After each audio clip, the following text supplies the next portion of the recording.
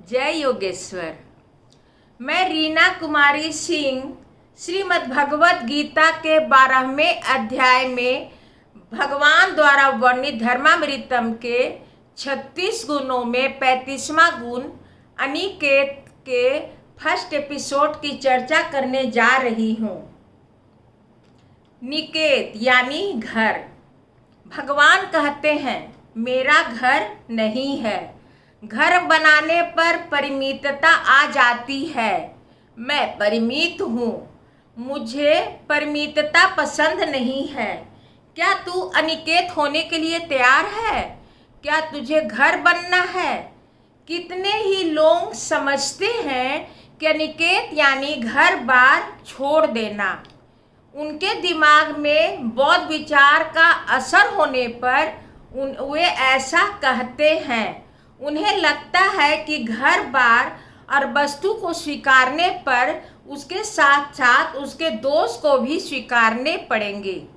गीता में भी भगवान ने कहा है सर्वारंभा ही दोषेना धूमेना अग्निरिवावृता। कार्य दोष मुक्त है, इसलिए कार्यारंभ करना हो तो उसके दोष को भी स्वीकारना होगा। घर न बनने पर गुण है पर दोष अधिक है। बौद्ध तत्व ज्ञान निषेधात्मक है, इसकी अपेक्षा विधायक तत्व ज्ञान श्रेष्ठ है। पहले यह निर्णय करना है कि घर अर्थात क्या। जहाँ दीवारें होती है वही है क्या घर? तो स्कूल और मंदिर में भी दीवारें होती है। कोई व्यक्ति यदि विवाह कर आता है तो व्यवहार में हम कहते हैं कि उसने घर बसा लिया। इसी से हम घर वाली और घर वाला कहते हैं। सामान्यतः पत्नी को घर कहा समझा जाता है। पर मान लीजिए कि आप पत्नी के साथ घर के बाहर गए हो, अब पेड़ के नीचे बैठे हो, तो क्या कहेंगे कि हम घर में बैठे हैं? नहीं, हम ऐसा नहीं कह सकते।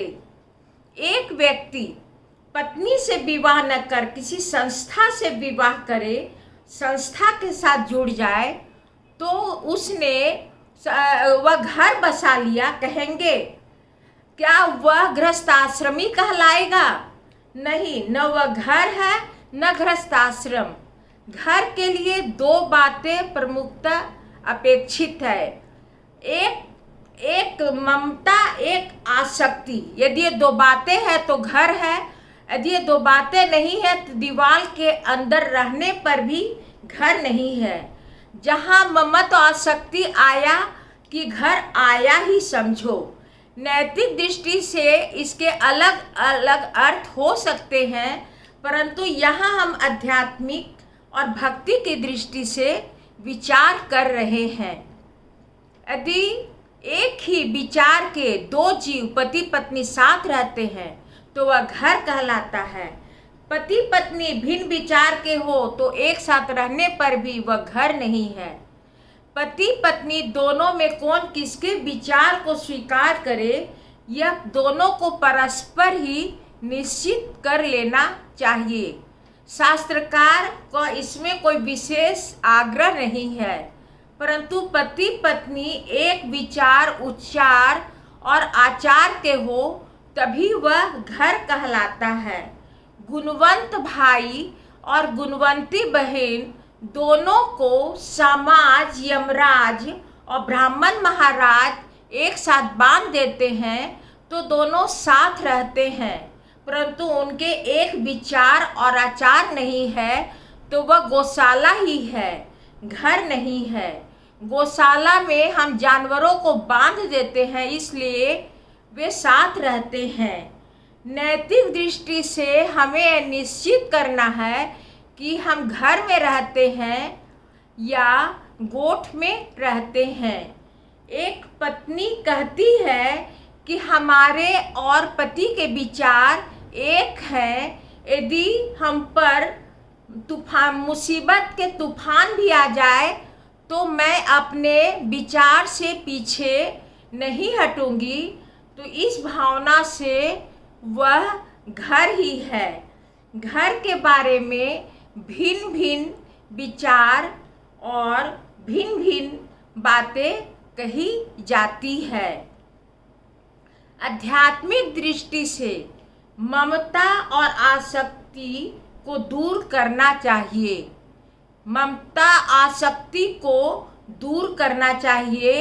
इंद्रियों को यदि किसी वस्तु के प्रति कोई वस्तु आवश्यक और आकर्षक लगे तो उससे उस वस्तु से के प्रति मोह निर्माण होता है।